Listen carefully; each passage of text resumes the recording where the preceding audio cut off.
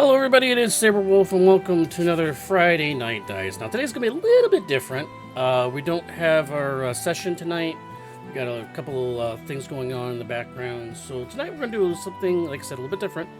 We're going to be doing a little bit of a podcast to talk about our characters, maybe talk about some monsters that we brought into the game, and storyline and tracking and just stuff like that. So we're going to talk about what's going on in our Friday Night Dice campaign, which is every Friday night at 7 p.m. Eastern right here on my Twitch channel. But without further ado, we are joined by two of our guest cast members, I guess you could say. We're actually going to be joined by Paul and Sean. Hello, guys. How you guys doing? How's everything? Howdy. How's it going out there? Oh, it's going very, very well. Right there at the end of the music. Cool. That's good. So, like I said, we're going to talk about our characters a little bit, some storyline, like why did we choose specific abilities or spells, progression through. It's like whether we want to do it for story means or some of us, like Leo, who does it by most optimal thing possible. So without further ado, we're going to get right into, I believe we're going to talk about Toll first, right? Okay. Sounds like fun. So, I'll wait till the character sheet comes up. So, this is Toll Morningstar. And just to preface it, we rolled for stats. So, how I came up with this character is after we rolled, my rolls were roll 1 was a 6. Ouch. Roll 2 was a 17. That was nice. Roll 3 was a 12. Roll 4 was a 15. Roll 5 was a 16. And roll 6 was a 12. I rolled really well.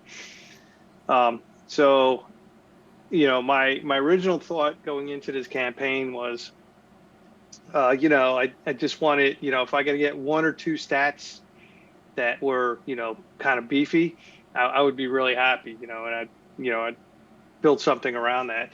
But all these stats were really good. So, You rolled better than I did.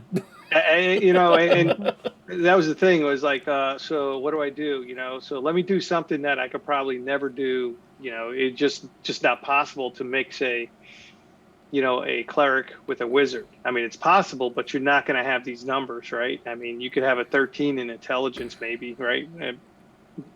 And using the, I'm a half elf, right? I could have had a 1 point in intelligence and had a 14, but 16 is a lot better, right? It's a whole modifier just, stat boost there. Absolutely. So that was my thought, to mix, two things that really don't go together. I always like the Tempest Cleric. I just think they just have some pretty cool stuff that they could do. So that was my main block, was Tempest Cleric, and then I pulled in Wizard. So I pulled in Wizard because, number one, I wanted a familiar. And if you follow this channel, I think we all have familiars, and they die often. Oh, the murderous tones of our familiars, my God. Yeah, I would love to know how many we went through so far, but it's got to be closing in on 100. Seems like it, right? I mean, we've had days where all our familiars die and one gone. But anyway, the cleric being, they only get one attack. So I wanted to make sure that attack really worked. So that's why I went with, that's why I really wanted a familiar. All right. So that being said, you could see my stat blocks. I put the 17 right into wisdom. I believe I did that. Yeah, 17. Yeah, and then I put my 2 points from half elf into there. So I started out with a 19. And at level 8, I took the Elven Accuracy.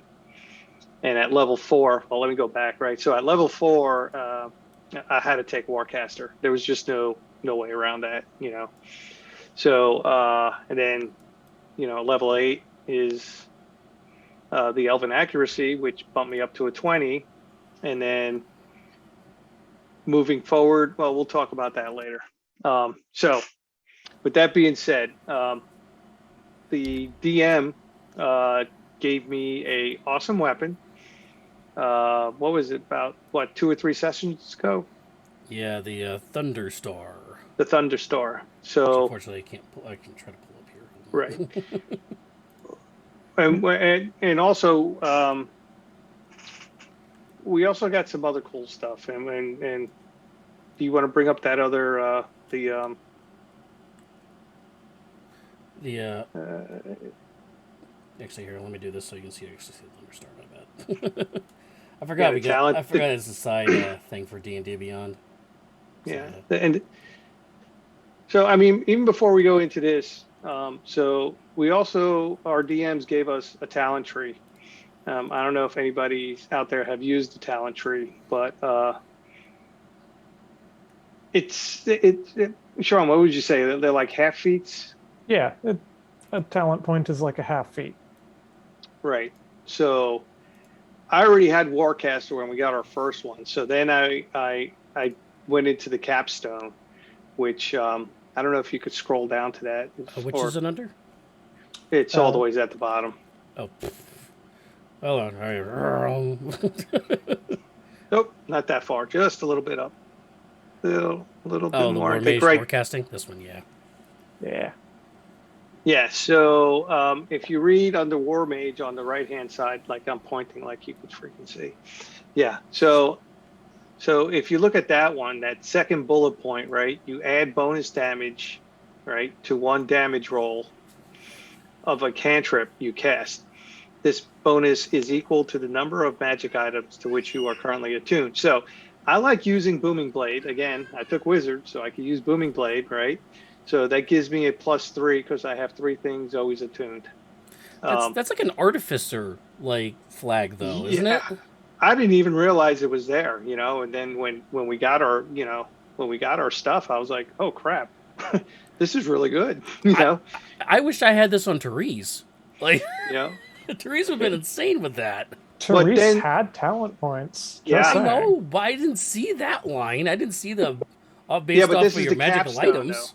you got to remember though, this is the capstone because you have to go through all, you know, this is the third thing on the Yeah. on the list, and I already had Warcaster, which gave me 2 of the things straight away, so that's why I got to go to the capstone. But then the next one is also pretty cool too, right? So when you deal acid, cold, fire, lightning, necrotic, blah blah blah blah blah blah, right? Basically, you with that weapon before the end of your next turn, you deal an additional 1d4. So not only do I get the +3 on a cantrip, I get a 1d4 if I did damage the previous round, which normally Tolv, as you know, he likes turning on Spirit Guardians. So there's always that. And if I do a Booming Blade beforehand, that's thunder damage, right? So these things add up. So that was my first talent point. And then my second talent point, I took spell. What did I took? I got the. It's just up 1 page, Yeah. I believe. Let's go up like 1 page. Apprenticeship, Magic Initiate, or Yeah, it was like Magic Initiative basically, and I basically took. Uh, Yeah, you learn 1 or more cantrip your choice from the class you choose. actually, no, it might be. no, I don't think it was. It might be under Warcasting still. The other one, battle spells. Battle spells. Yeah, there we go. Oh, there it is. Yeah. Yeah, so this is going back to why I got the weapon I got. Oh God. So you learn 2 cantrips from any class. So my cantrips I chose was let me get to my what did I choose? I chose Shillelagh. Shillelagh, Shillelagh. And- Thorn Whip. Yeah. So, Thorn Whip's just a thing. I mean, yeah, well, no, Thorn Whip. It's gonna come. I'm gonna use it one of these days. One of these days. okay. Hasn't It's gonna happened work. one of these But- days. but shillelagh is basically you change a wooden club or quarterstaff you are holding, imbued with the nature of power. For the duration, you use your spellcasting ability instead of strength for the attack, which is wisdom, right? So now I'm attacking at +9. Sorry, I All don't have right, 5e tools ready for that. Sorry about that's all right. that. I mean, you get the point. So now I'm attacking +9, and it's a +1 weapon, so it's +10, right? So and it's 1d5. I'm sorry, 1d8 +5. But remember the +3 that I was getting. So it's +8 plus it's a +1 weapon, so it's +9. Right? Yep. No, yeah, you're right. Yeah. So not only that, but that weapon also, I think like I got 4 to 6, I think like 6 lightning, Yeah, 2d6 2d6 lightning. lightning, yeah, right here. Yeah, I can only do that like 4 times a day though. But when it comes into play, it's pretty strong. So yeah, that's basically my attack. So my process usually is I turn on Spirit Guardians, and that's like the first thing I do, and it just puts on a bunch of damage. And Yeah. Yeah, Spirit Guardians is definitely your go-to thing. yeah, and I'm, I got 6 level spells now, so I'm going to be turning it on at 5th level. oh, So that's going to be 5d8, I oh. think. That's And that disgusting. What level That, Spirit Guardians? Oh, for third level. yeah. It's one of the better spells of the game. Yeah. so yeah, that combined with his attack can do a lot of damage in one round. Um, and if I crit with a lightning, it's really really stupid. Which you also could do portent, so if you have a portent of Right. 20, you can auto crit, which is Great ridiculous. point.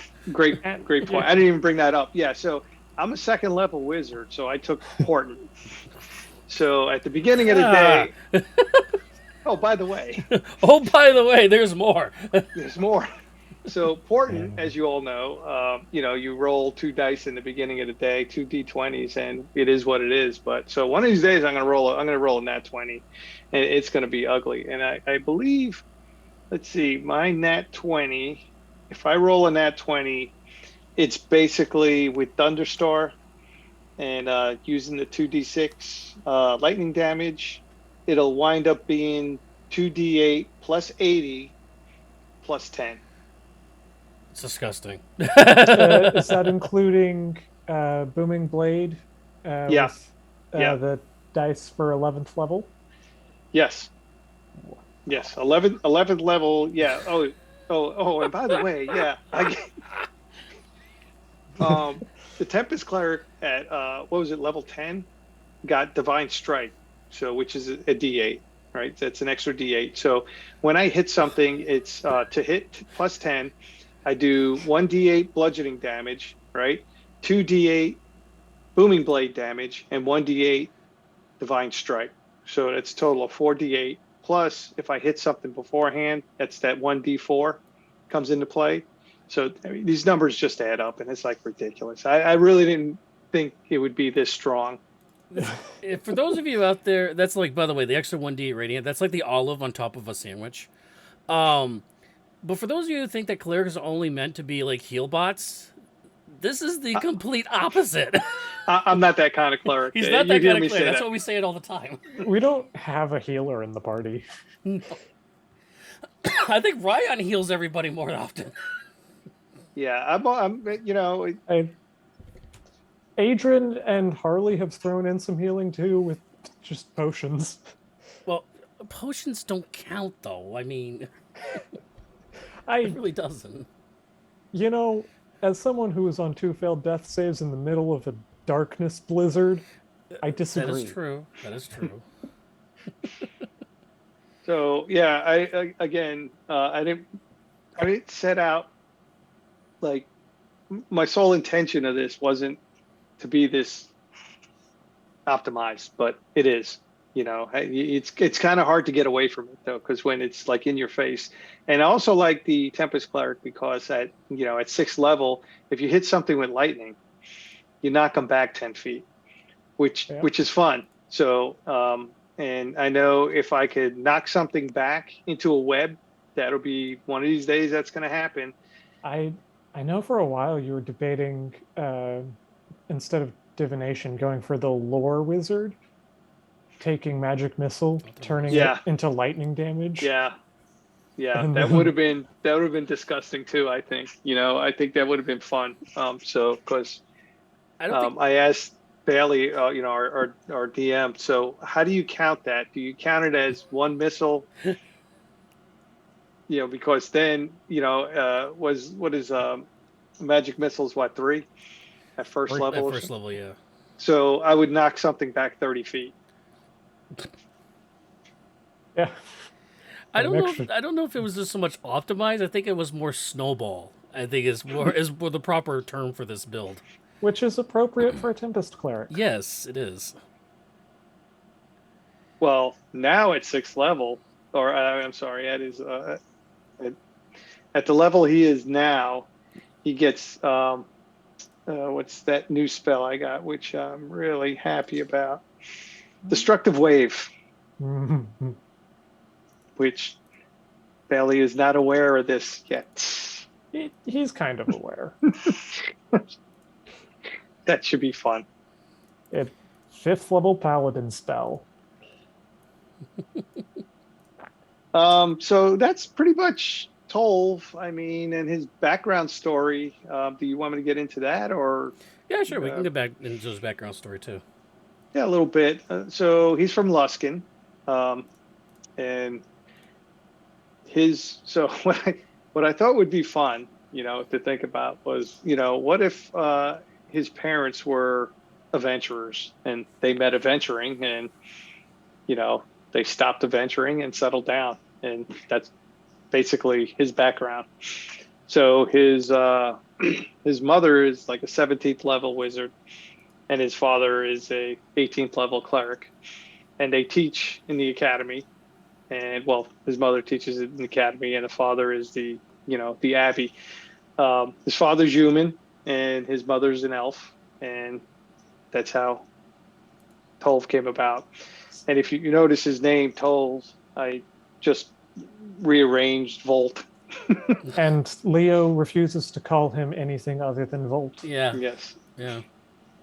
Even Ryan knows to call him Toll. I mean, he's not even educated. And I always I know I don't use Toll the Dead cantrip very often, but I like saying Tolv the Dead. Come on. So his, that's basically Tolv. I mean, is there any other questions that you guys have for him, or anything? Now he's got a 19 passive perception. I guess where's the direction of 12 going in? Because I know we're all kind of bound by the fate of this stupid relic right now that we ultimately kind of want to get rid of next session, we hope. Which we'd love to get rid of this thing. I mean, but it just seems like that's every time we try to get rid of it, it's something else happens, where we can't get rid of it. So where his direction is, what do you mean? Like where I see him going the next ASI, or? Yeah, like we're like how much more snowbally can we get? Can we get to complete avalanche here, or? I don't know, because I've been thinking a lot about what to do, and I was thinking tough might be fun, right? That might be a good one. We are in the front line, so yeah. Well, next level we Tolv would get divine intervention, right? Yeah. Yeah. You know, just that old thing.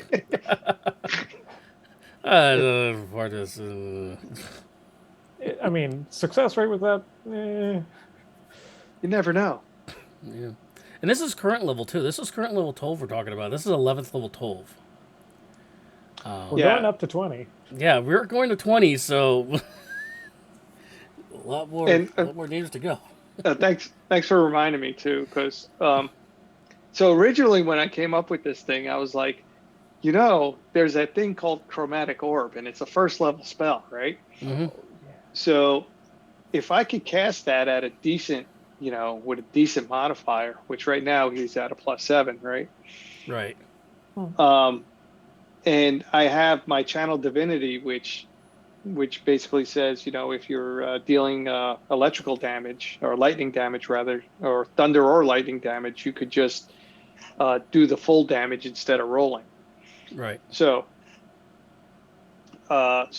let's just look like at what fourth level chromatic orb is 68, right? So if we if we straight away, that's I could just throw 48 points of Yep. damage right on you, And if you and Yeah. just crit, if you crit, that's really ridiculous. Yeah. So Yeah, and it's kind of and with ridiculous. elven accuracy, Oh yeah. Oh wait, that there's more. no wait, there's more. Yeah, elven accuracy. but Oh my god. Bailey keeps us in check, though. I gotta say, the Well, DM keeps us in check. He has monsters and villains and things out there that when we go to cast a spell, oh, by the way, it was, I Bailey has kept a good challenge for us up until Nicholas came in as a guest character. yeah, Yeah. yeah. And it's not even Nicholas, it's Knight's Honor. Yeah, that And knight's honor was ridiculous. My god. and Uh, Leo tried to kill us, I think. Oh, And that was close. yeah. All right. Yeah. So, All right. well, we're gonna move on to Sean's character now. He's gonna talk about Adrian. We'll save Yes. your other character for last as a little like extra. Okay. So we'll talk about Adrian here. All right. Adrian Amadel. Loyal taskmaster of the Zentarum.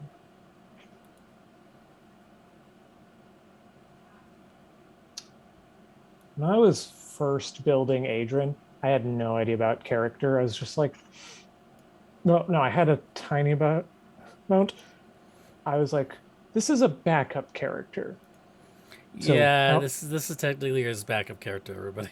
Technically, so how it wasn't funny his would it original. be if this backup character was literal backup provided by one of the great factions? So that's basically his whole story is he's here because the Zentarum tell him to be here. Not that I don't think we really know that, right, Paul? I don't think we Uh, really know I don't think why so. I he's think here. he's he's not made it secret. I That's mean, true. And you we have just bailed us out recently once too. we just recently stopped calling him thief. So Yeah. He graduated. And then for the mechanics, I built him around being a rogue with booming blade. it was point by, right? He was built with point by. All Yep. of his so he's just a straight rogue arcane trickster. Arcane trickster gets him a familiar because we needed more animals. Ryan's the only one that doesn't really have a familiar. Yes, he can summon a horse, but it's not really a familiar in the sense of that everybody else has. So yeah. But also, the familiar is a reliable source of advantage, which means I can reliably get sneak attack. And because Adrian is a high elf with elven accuracy, that's triple advantage.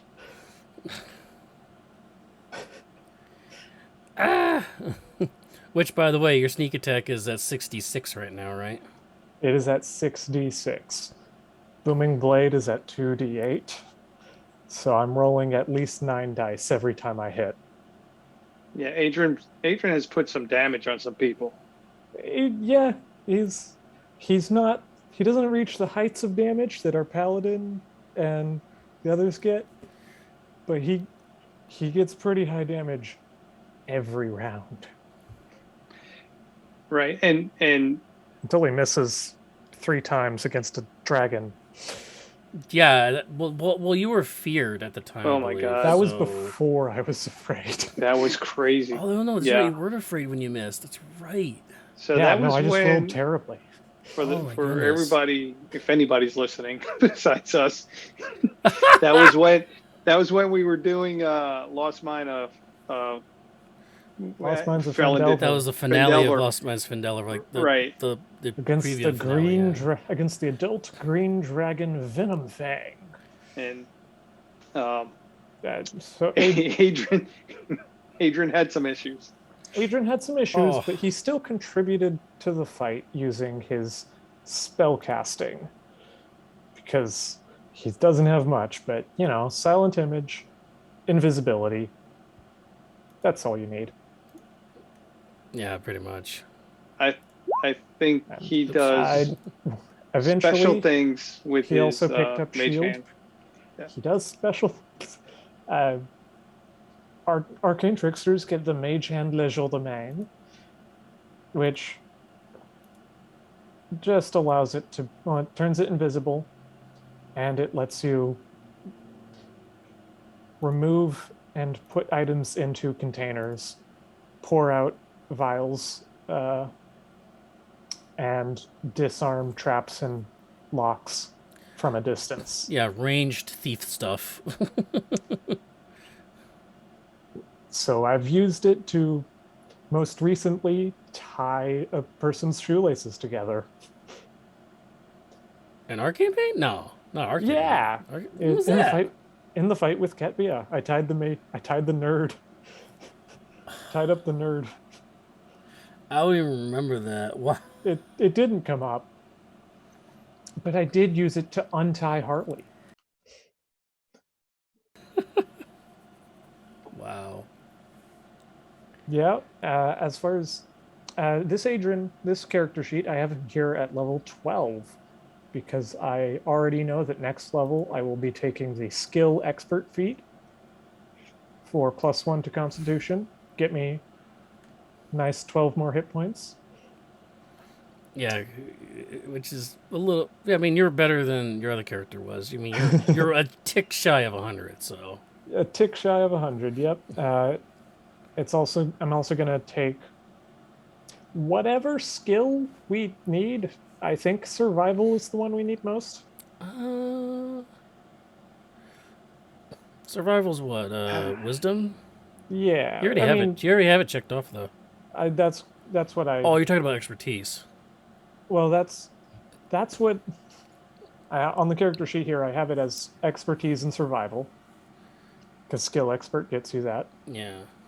but it can go to any skill we need it in. I just think survival's the one we need most. Well, I mean, if Leo is gonna take teleportation circle, which is what he's planning to do, Which he's done. which he's done, I guess, by now. I don't think survive because we're not gonna be traveling as much as we used to. Like by legging it, I mean, we still have to, like, because not every single town has a teleportation circle. Right. So yeah, maybe yeah. Maybe. Might not let us use it. Maybe I should just go for that +9 in religion. Wait, you're proficient. You're proficient in religion? No, you're not. No, you're not. No, you're not. No, but skill expert gets you a proficiency in a skill and Oh, that's right. expertise. So you can just pick one. I mean, nature maybe. I don't. Let's. Well, Because we don't need. No. We don't. I mean, animal handling isn't really you. if I took expertise in nature, I would be only slightly better at nature than Ryan. Only because of the crown. Still counts. Yeah, fair enough. So yeah, maybe you're right. I'll bounce around what skill we need, but that's what I'm going with is whatever skill we need. I have expertise in it now, and with reliable talent, That means whatever skill it is going to always roll at least an 18. 10 on the die, +8, plus my ability modifiers. Rogues, man. Rogues. What's with 1,000 ball bearings? Like, wait. Okay, talk about this one. You have 1,000 ball bearings? That is part of the burglar kit. It's not super useful, but it could technically knock people prone. I could use that with my mage hand as a bonus action. I'm gonna bring Paul back in here because when we did a one-shot one time, you had this ridiculous bowman build Yeah. that Gloomstalkers. almost one-shotted my BBG on my one-shot. Yeah, that's why in our next campaign that we're talking about already, Sean is going to run it, and I've already said I am not going to play Gloomstalker. I would love to, but It's been banned from the my table. God, it's banned from the table. It's not banned, but It's just wow. I didn't realize, but you try not to optimize, but that's what happens, It's one of those things where if you have a Gloomstalker in the party, you have to throw Gloomstalkers at the party. Yeah, Gloomstalkers are only countered by Gloomstalkers. Is that what you're saying? Yeah. So if you all know about Gloomstalkers, they get that first round nuke is like ridiculous. I mean, I forgot how much damage I put on your big guy, but it was like 100. It was ridiculous. It was like 100 at level 5. Yeah. Yeah, we were only like level 5, right? No, you guys were like level like 7 or 8, actually. So it must have been 7 or 8. Yeah, you guys were 7 or 8, which I because I think I had 2 levels way more than I could chew because that was the first time I ever DM too. So yeah, because I think I had 2 levels of that was it. Because I think I had 2 levels of fighter, so I action surged, and that's what kind of. And now with Monsters of the Multiverse, you can make that build even worse by making it a bugbear. Yes. Get another 2d6 on every attack. We'll save the brokenness of the new bugbear in another podcast. Everyone knows it already. I know, but yikes. Bugbear Path of the Giant is.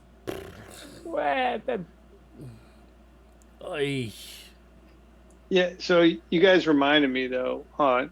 Next ASI, I think I was going to take Resilient Con. That's what I was kind of leaning towards. Adrian ended up taking Resilient Con because I failed a few too many con saves. Yeah, Ryan's got my wisdom.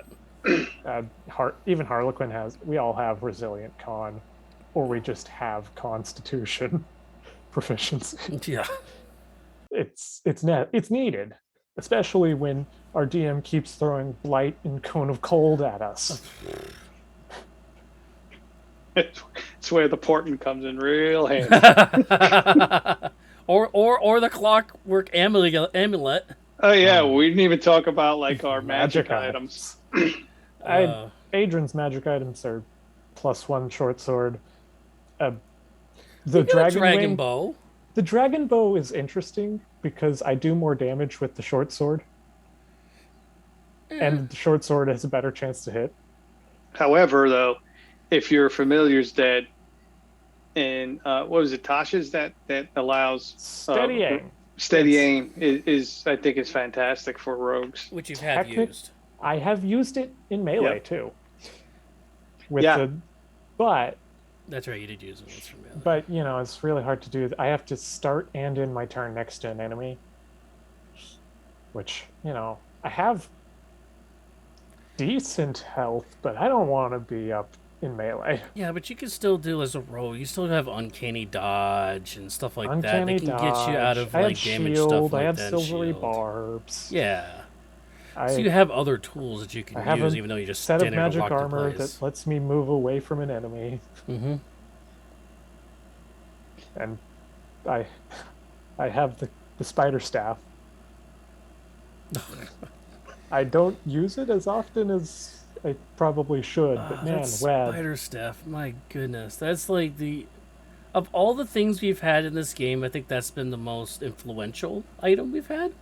I'd have to It's been probably less agree. influential with in agent's hands. Yeah.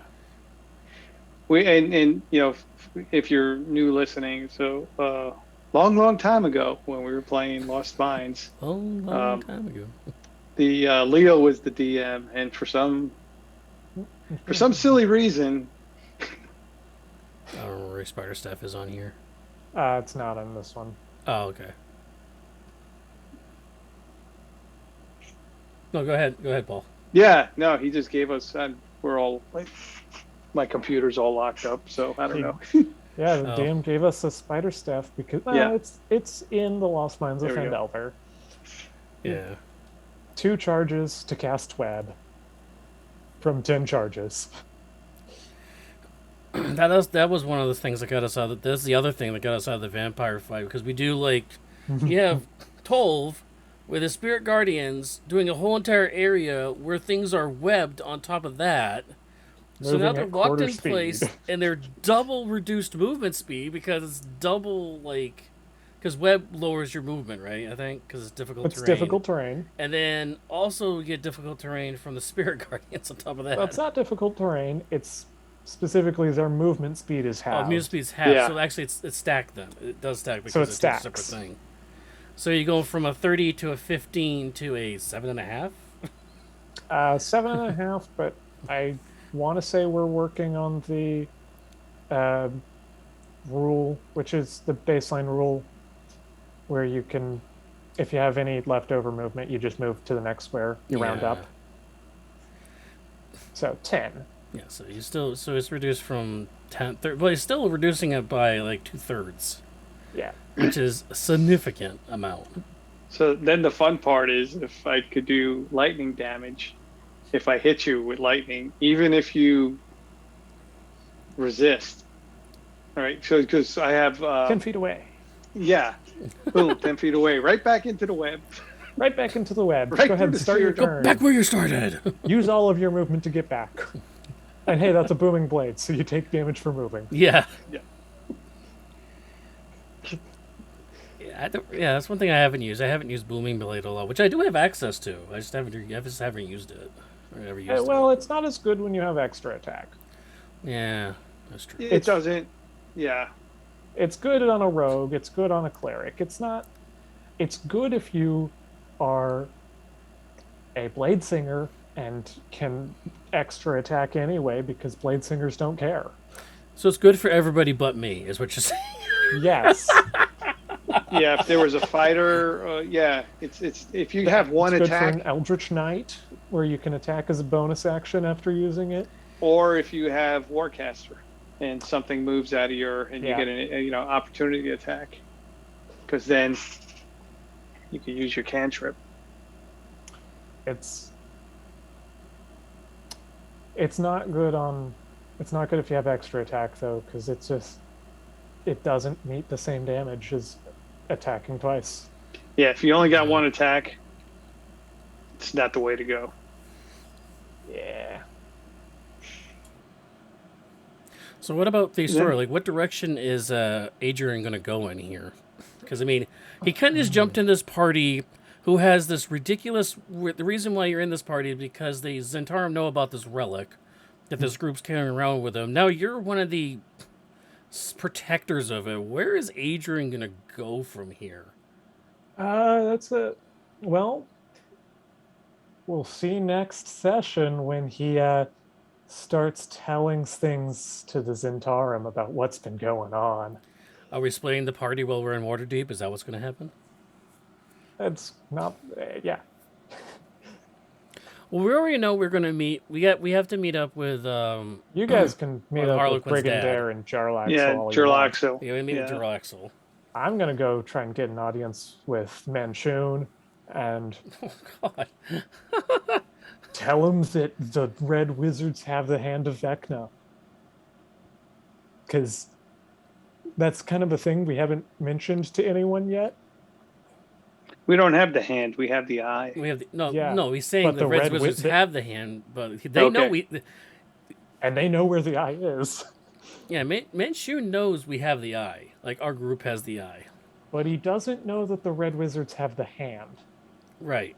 We do now. He will if we get to that point next session. Yeah. I was gonna And then, write. you know, I'm presuming that the Zentarum will do something super shady, and we'll see if Adrian lets that slide or has a break with his faction. As far as the build goes, I think he's just going rogue all the way. He might take some levels in fighter.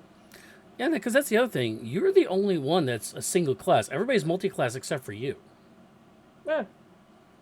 Eh, it's well, he doesn't have the stats to multi-class into anything other than fighter.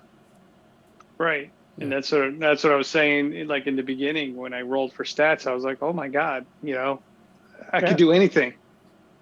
So and it's kind of fun being two things. I mean, It's just anytime I multi-class, I'm cutting down that sneak attack, man.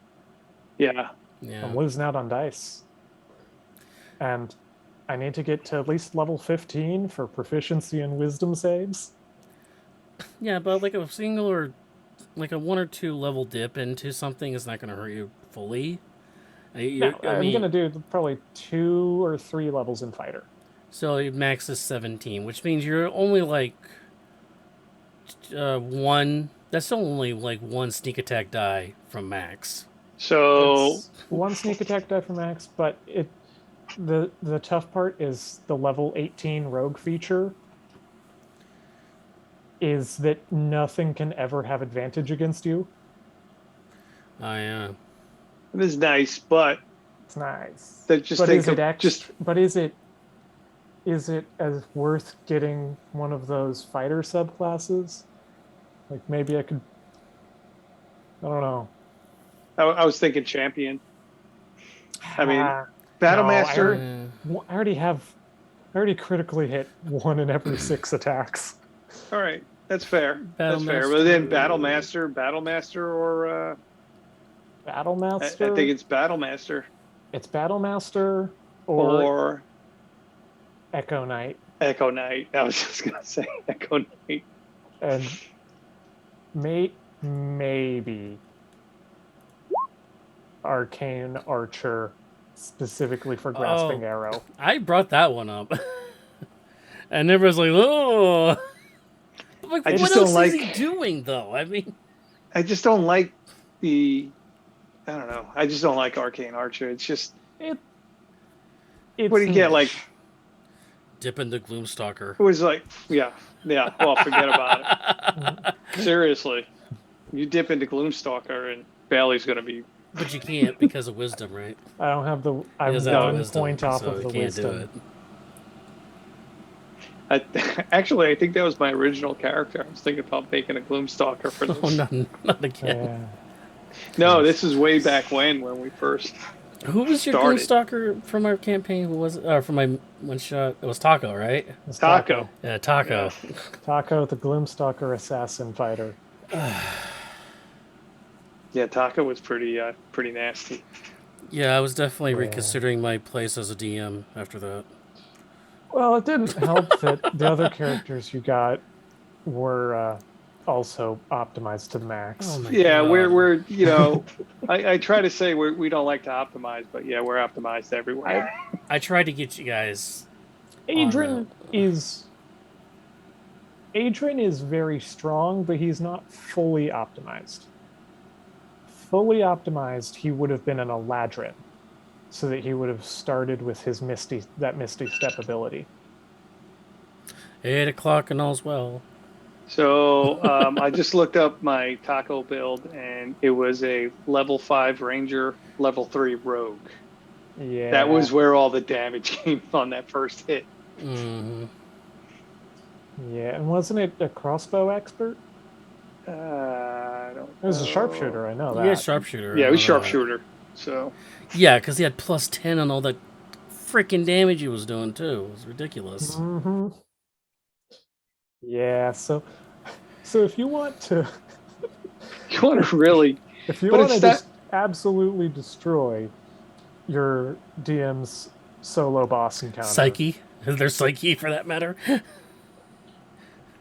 This is why I won't like like when Sean is gonna do the next campaign. I'm like, I would really like to play Gloomstalker, but I'm not going to because I don't think it was fun for everybody else, right? I mean, it Yeah. was like eh, I got to do what I got to do, but still, I don't yeah. think at the end of the day, everybody.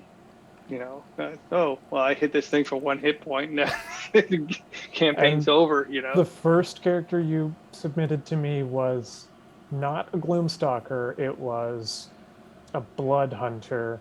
Blood Hunt, it was Oh, ridiculous. that's right.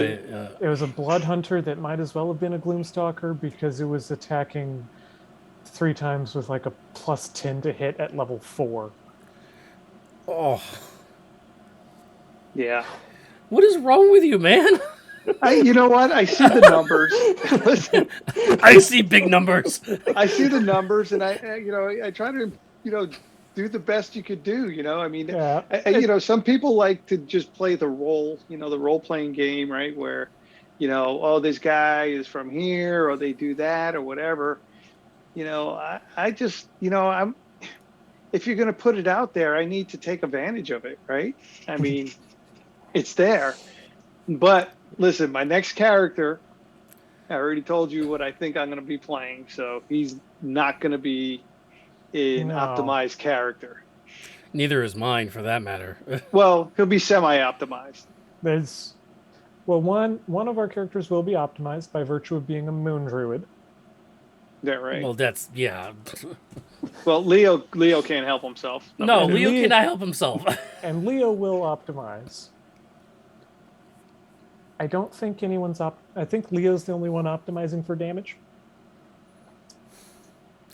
Yeah, mine. My We'll talk. I my mean, we'll talk character, about our characters for his campaign another day. yeah. But yeah, I mean, I know that mine is definitely not optimized at all. And Not even they don't. close.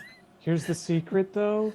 They don't need to be optimized. No, don't. Okay, yeah, you don't need to be. You don't need to optimize your sheet to have fun. Play something that you're comfortable with, that you feel like you want to role play as, or just pretend to be. That's when you're gonna get the Also, most enjoyment, not just throwing up like over 100 damage and making your DM cry. Although some I people don't do know. get entertainment from that, but Leo's optimizing will all be for naught when I hit him with heat metal. do not. You better not do that to me. I make no promises. No. Heat metal's gonna be the #1 counter to our entire party. Yeah, Yeah. because the druid, all of his wild shapes are made of metal. All right. Are we all set with Adrian? Going back around to Adrian again. I don't think there's much to say about Adrian beyond that. He's an arcane trickster. Yeah. He does some creative plays. Now he does. That he does. Yeah, absolutely. That that mage hand does some interesting things. As It's fun. I gotta keep Bailey guessing. Yeah. That's for sure. Now, I know I did a video on my guy, Ryan Yanari. I mean, I already did a video on him already, so I won't be getting into too much detail, and you guys can chime in and ask me questions of which, why, who, how, and when, But Ryan, his whole shtick is it came from, I forget the area it came from now in Faerun, but it's way down south. Kalimshan. Yeah, Kalimshan. Thank you. And he kind of migrated north to find a path because he was visited by my brain's just going blank. Yeah, thank you for this. Nabanian, we might have another video on, by the way, so if you want to learn about Nabanian, check out that video as well. But Nabanian, who is like a lion deity, and he was visited by them because he wants to bring the Leonin back underneath Nabanian after the spell plague and all, and that corrupted Nabanian, and then Malar kind of twisted some of the followers of the Banyan away from him. So, and this is actually canon, how Leonin do not believe in deities. At least like 95% of them don't, which is why you don't see many Leonin paladins or clerics. Well, in order for this art world, which you do customize a little bit, everybody customizes their tables some way somehow. So for Ryan, he gets visited by the Banyan to try to be the pillar to bring them back together. The problem with Ron is, however, I'm going to turn this off for now, is that I rolled stats. I did not roll very well. Because I rolled a 5 as one of my stats. I did roll real well in strength and constitution, and I had some help with feats and all and like that. And I've already had charisma too, so I got my 3 pillars of being a paladin. But I rolled an 8 in wisdom and a 5 in intelligence, so I ended up with 2 dump stats. Thank you for giving me the credit of intellect on this guy. Because I actually bumped him up to 19, which makes him, I think, the second smartest person in the party, actually? If I'm not mistaken. What's Toll's intelligence? No, I'm at 16. He's 16. I think Harlequin, I think, is the smartest. Harlequin has a 20. You have a 19. Yep. 2019. Toll at 16. You both are 16. Adrian's at 12. Oh, Adrian's 12? I thought Arcane Trickster, I thought would be higher. Yeah, I don't use anything that has spell attack rolls or DCs. That's true. Yeah, yours is more. It's more like a utility belt for Adrian. Yeah. So the whole thing about Ryan is he's a glory paladin, divine soul sorcerer for his second class, and the reason why I did that is, Pallylock didn't really fit the build I was going for or the background I was going for Ryan, per se. And it's more of a divine thing, because when you think warlock, you think like Raven Queen and Shadow and making pacts with fiends and devils and stuff like that. That's not really, and some of the warlock add-ons for the abilities didn't really fit with the build I wanted to go for. So I went with sorcerer. And the other caveat to that, and the reason why I haven't leveled up an extra level, because everybody's at level 11, I'm at level 12 for this demonstration, is that his shtick is being able to cast haste as a bonus action using sorcery points for meta magic. So by using meta magic, which is, I don't think I put it on this sheet, but I think it's like what's called rapid cast or something like that. Quicken spell. So Quicken Spell allows me to spend 2 sorcerer points out of 3 he would have, and cast haste as a bonus action, which allows him to get him to 22 AC, gives him 90 movement speed. So he literally can hit anything on the field because he's all melee. And also gives him a third attack, so he's actually able to attack 3 times. Which is really going to burn through the spell slots. I just realized when I leveled him up for a 3rd level sorcery, he actually gets a 4th level spell slot now. I don't know how that happened. Do you guys know? Getting a 3rd level in Soul Sorcery, give me a 4th level slot? Because I have it here now. Oh, you probably got it from being a paladin. No, paladin will only be 3rd.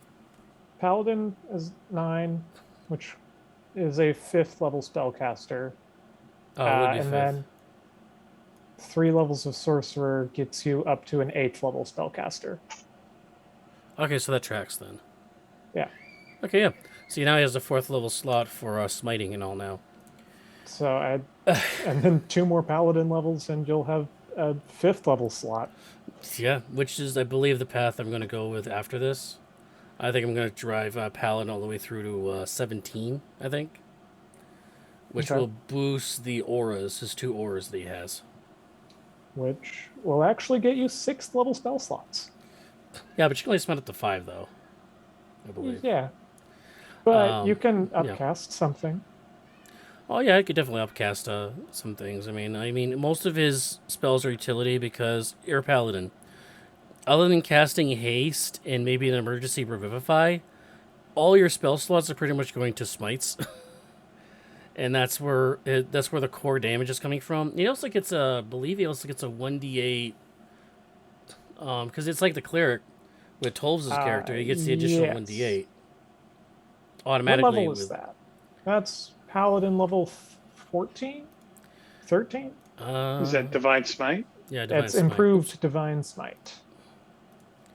Yeah.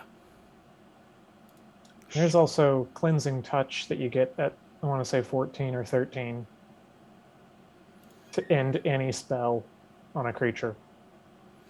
Yeah. So yeah, he would get all that. So that's why I'm focusing that way.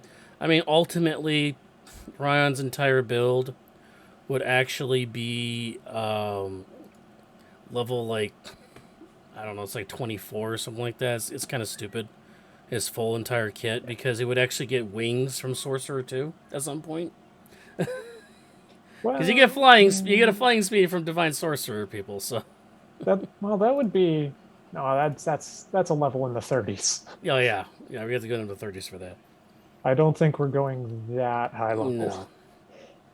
But yeah, I need a 3-level dip in the sorcerer in order to get the meta magic, so I can quicken the spell. Because being a Glory Paladin actually gets haste as a spell for that subclass. And so I wanted to be able to quicken that spell, so I'd be able to cast haste and do my actions of attacking things on the same turn. Like I didn't want to cast haste, okay, but now, and just sit there for a whole turn and do nothing.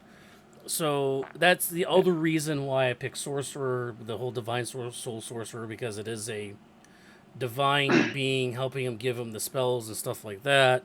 So it's kind of more lucky. But yeah, I mean, I don't know about being optimized. I mean, well, okay. It's like an A tier. This is like an A tier build. It's not an S tier build.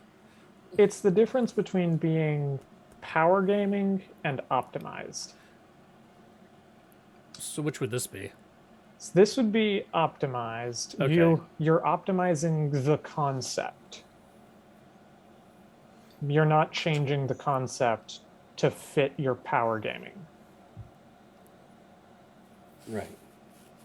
So that's where I go with it is, optimize as hard as you want as long as you're not sacrificing your concept. Yeah. And the other layer to this whole concept of this build, because haste is a concentration spell, so I have to be able to maintain that spell while I'm in the middle of combat, which is why you don't want to drop haste. Yeah, of all spells, you don't want to drop haste because you just with the caveat of dispel magic, which I hope somebody would be able to counterspell it or silvery barbs it or something. Well, we're not going to be able. There's no roll. It's just counterspell.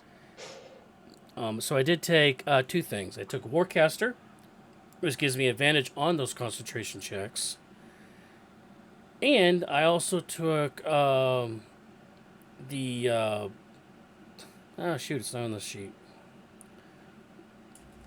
Yeah. It's not on the sheet there. But I also took Resilient in Constitution, which allows me to have Constitution be a proficiency for saving throws, and also bump my Constitution up from 17 to 18, which now gives me a plus 11 to Constitution saving throws at advantage. So literally, it's very hard for Ryan to fail those saving throws. In order to maintain. So let me ask the question. Sure. How long have you had your plate armor? Well, I got the new armor. I do have the mithril armor, which we got later on. I don't remember when we got the mithril because I had plate armor from the beginning. So, and I don't know when we started doing the podcast, but way back when, our first DM gave us was some weapons or something, some magic weapons, and we traded it. I know we traded them in for 2 suits of plate for you and me. Yeah. For Tolv and Ryan, and your sword you've had since I think sword I've had since 2nd or 3rd session. No, I think no third or fourth session because we wandered around that map for a little bit before we Yeah, went back to Yeah. wherever the eye was located because we had to solve a riddle. And and we did it. we did. And that's when I got the sword. Because the sword was with the eye, No, the sword. right? No, No, I got the sword. you got the sword north of Luskan up in Parabor, which is where we learned about the eye. Oh yeah, I knew it was something with the eye. Like those two things kind of happened similar, like at the same time. Yeah, no, the sword came with the plot hook. Yeah, and I've had that. That has been my weapon ever since. Like we even picked up crystal swords. We have Yeah, your hammer that you're using. That crystal sword is really nice. it's really nice. It's really nice. But I'm plus sure two we could to pick up a flame tongue. initiative. See, my sword I use has a +2. It's only a +1 sword basically, but it gives me a +2 to initiative. My initiative's only a +1. So having the extra 2 does help a little bit. It does. And the Yeah. crystal sword, which I believe was 3 or 4 charges, you could heal yourself XD something. I think it was. Yeah, it's pretty good. Yeah, it's pretty good. It's pretty good and damage. And damage too. But Yeah. my thing was like, well, I do have lay on hands. I also have the Glory Paladin's ability to uh, divine channel divinity, give myself temporary hit points Hmm. when I smite as a bonus action. So I was like, well, I have other things that can give me the health back. So I was like, so that's why I didn't take the crystal sword ultimately. Really. And story-wise, where do you think Ryon's going? Well, one of the things is actually a spoiler, which you guys don't know about, Oh, okay. Well, which actually might be happening next session. I think. sounds like next session's going to be eventful. If Bailey is going to do this, because Bailey and I had this discussion 4 months ago, actually, about Ryan's direction, and yeah, it's going to change things quite a bit for Ryan.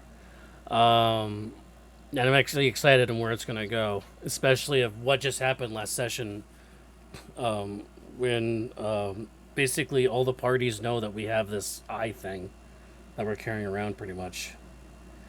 So I'm really excited where if he does do this, where he's going to go, because unfortunately I can't say where his direction is going to go in that span. But I mean, ultimately, but Ryan's been struggling with the whole like weight of the whole eye because he's been carrying the eye since before, um, before we got to Silvery Moon. Yeah. So he's been carrying this thing for like over a month and a half, almost 2 months now. Yeah. And I don't know if there's any like saving throw to like urges to use the eye. Like, is there? No. I wouldn't The- want to. Yeah, I mean, No. you can't see in Tolf's head, but he knows better. I think everybody in No. the party knows better. Leo's character might not. Leo's character might not, but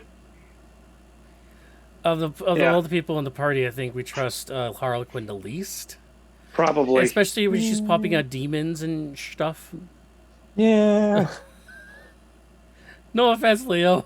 We're just talking about the character here. when I was editing his character sheet to make Elven accuracy work, I saw that he'd listed her alignment as lawful evil. And I'm like, it gave me pause, What? and then I was like, yeah, no, it actually makes sense.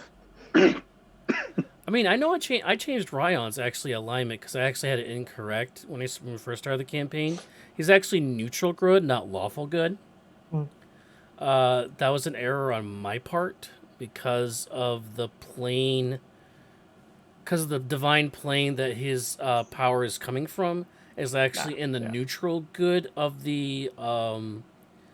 of the whole sphere, whatever you want to call it. Yeah.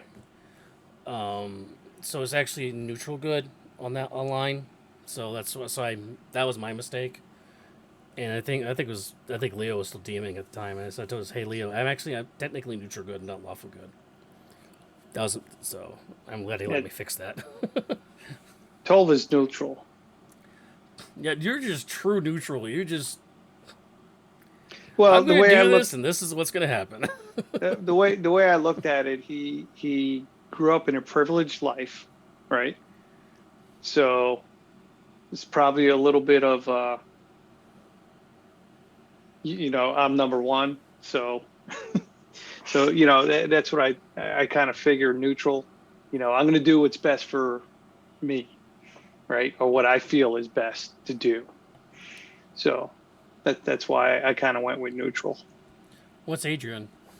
Adrian is lawful neutral. Pretty neutral group then. Yeah. Yeah. That. Well, we've got Yeah, we're we got we're one evil skewed, person, I guess. we're skewed towards lawful neutral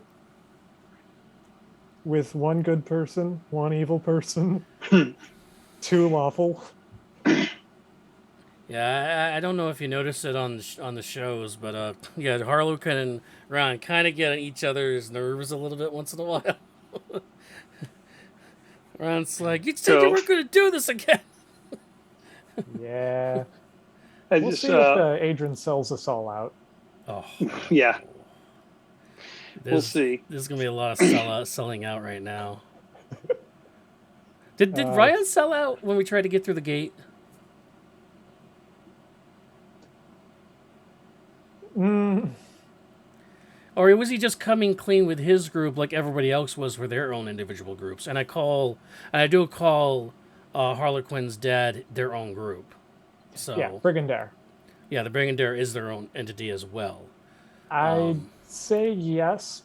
Nicholas helped you along. Yeah, thank God. Thank God I rolled high on those two. Yeah. Or sorry, Nicholas tried to help you along and then rolled a Uh, 10. and Tolv actually doesn't have a group. Like again, going with that whole true neutral thing. Yeah, I don't really. I don't belong to a faction. I think again, growing up with two parents that were adventurers, they kind of, you hear the stories and they kind of guided me if I was going to become an adventurer. And obviously, I had the talent to do so. And You had the pedigree. I had the pedigree. So, It was in the genes. yeah. I also wanted to bring up for Tolv Okay. something that was really kind of important for him was that ring of protection. I don't know how many yeah. times. I don't know how many times. I mean, I'd love to go back and figure it out, but I know it's a bunch where he rolled a 20. Double Does a 20 hit? No, a 20 doesn't hit. That 1 point. 1 point. All that matters sometimes. Yeah. It was pretty big. So I think that thing saved my ass a lot of time, and the clockwork. Yeah. Which has changed hands quite a bit. Who has it now? Huh? Oh, I got it. Yeah, that's right. It's run around the party at least once.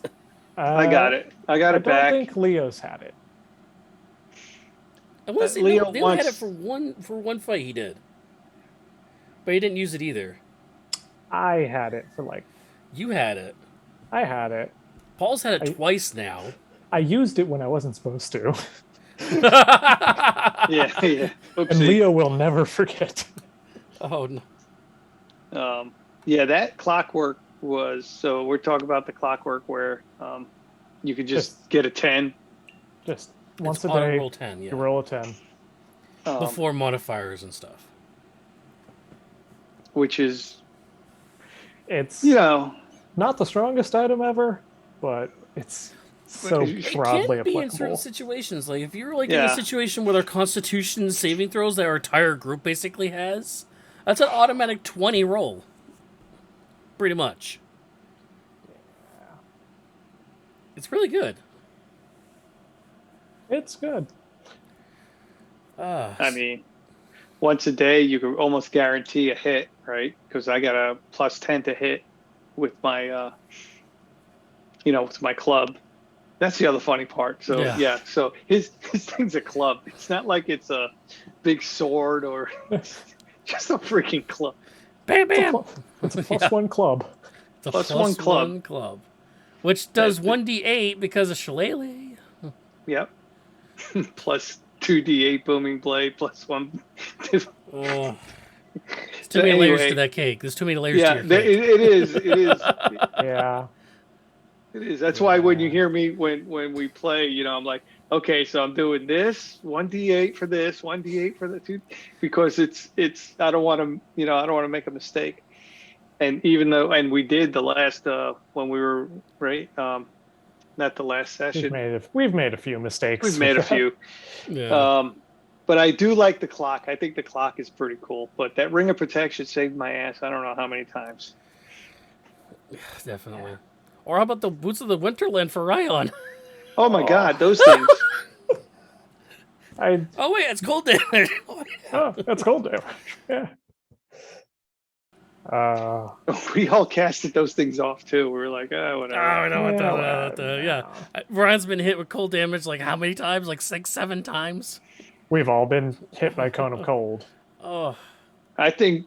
I also think that Tolv has been hit with more crits than anybody else. Yeah, probably. I don't know what it is, but he just attracts the crits. yeah, you're a crit magnet, that's for sure. Well, you don't get many attacks on a rogue or a wizard. You get them all on the cleric and the paladin. Yeah, I mean And you're in the front line again because you're a cleric on the front line, so you're gonna be getting those rolls coming at you, and especially you because you got the AOE from Spirit Guardians, the smashing giant club of doom coming at people, and you got, I mean, you have a target on you. Yeah. when we're fighting the dragon in the what dragon was that? Well, we fought 3 different dragons, I believe, right? The one where I moved and I Two. got the opportunity attack on me. Venom Fang Venom and the Fang Ghost. and the Ghost, The which Ryan's ghost. killed both, by the way. Yes. Ryan's had the finishing blow on both of them. So Glory Paladin. Well, that has to count for your oath, right? Oh yeah, it does. Oh yeah. Like that's points with no banyan, right? This is your story. Good times. Well, we have one more character to go through, and unfortunately, he wasn't with us to the end of this game. Well, he has popped up a couple times. He comes up a couple of times beyond the grave. Yes, he's popped up twice, almost 3 times. Because post game, which was on the stream, I think, he was when Ryan went to hell. Was gonna pop in, I guess, to help. But yeah, we're gonna talk about strings now. Oh, strings. Probably one of the weirdest characters I've ever made. Definitely chaotic character, and he's he's true neutral. Yeah, same as Tolv, but a different kind of neutral though. Different kind of true neutral. He had a strange vibe. Yeah, he was a strange man. And he was a tiefling too.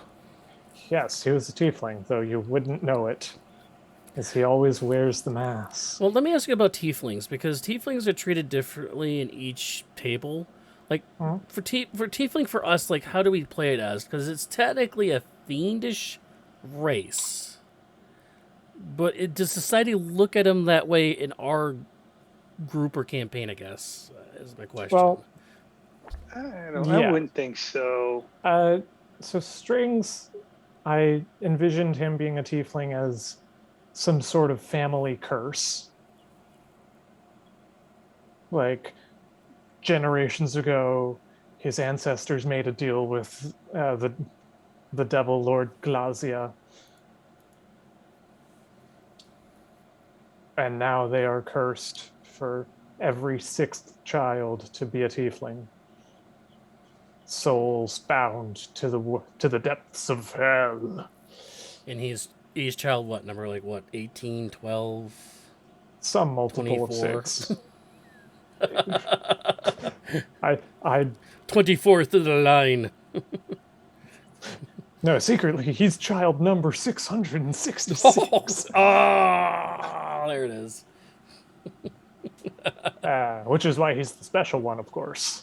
But you did level up to 11 for our 11 Uh, 12 range. So this is what your direction would have been. this is where Strings would have gone. He, as a level 11 character, would have only had 59 hit points. Cap of Ryan. He was cannon fodder. Let's just. He so he only had a con of 12, and that doesn't add up very quick. It didn't help that he rolled for his health and rolled a 1 twice, and then rolled a 2. But yeah, health wise for everybody, you can have two options. Either you can roll for it based on your hit die, which for Strings would have been 1d8, or you can take the hit die of the class you leveled up in, and you take the average, rounded up by 1 point. So instead of 1d8 instead of being 4, it would have been 5. So if you want to take the average, it would have been 5. Or you could try to roll for it, try to get a 6, 7, or 8 to really boost it up if you want to. I've been taking average. Paul, I think you've been taking average too, right? Average, I always take average. Because it's always actually, it's not even average, it's actually above average. Right. Technically, because average would be 4 or 4.5 or something like that. Maybe call it default. Yeah, default health. If Strings had taken the default, he would have been at 69 health. This is a big difference. It's 7 more HP. Which it's not a thing to sneeze at. It's like almost a whole level worth. That's 10 health, which for him is almost 2 levels of health. Yeah. It was real fun when I rolled that 1 and I leveled up and gained 2 health. It's like, did you level up? Did you remember do your health when you leveled up? Did you actually level up? So Strings was a creation bard. Full straight bard. College of Creation. Yeah. College of Creation had some uses. The ladder. What was it? The ladder? What did he create that we? He created a ladder. He created a battering ram to save Ryan. Yeah. Oh yeah. We got a couple things. I mean, he created a giant wooden block to save us from a collapsing like river system. Once. Oh, that's right. That's when the in that inside cave. The cave, yeah, where I got Wolfie. Mm-hmm. He used his motive potential to help Ryan get Wolfie. Yeah, Wolfie died in that same fight as Strings did, actually. No. No, wait, he survived. Strings died first. Where did Wolfie die? No, Wolfie died to the dragon. He died to the dragon. The dragon fight. Yeah, Wolfie died to the dragon. Strings. So Strings, at the start of the campaign, was 50 years old. Oh, I forgot about this. He got hit by a ghost, got aged to 100 and something, then died of old age. Yeah, you got Max rolled almost. Max rolled twice. Yeah, from a ghost extra aged ability. Him 80 years. So he was 130. Yeah, and with your final breath, you casted like several different things. Oh, I leveled him up to level 6 for that whole sequence, just so that he could use his animating performance, animate his own corpse. Oh, that was creepy as fuck. Oh, it was fitting though, for everything about Strings was meant to be creepy, because his whole worldview was, I am a character in a story, and I should act like a character in a story. So, creepy doll that's obviously going to possess me? Well, of course I'm going to attune to it.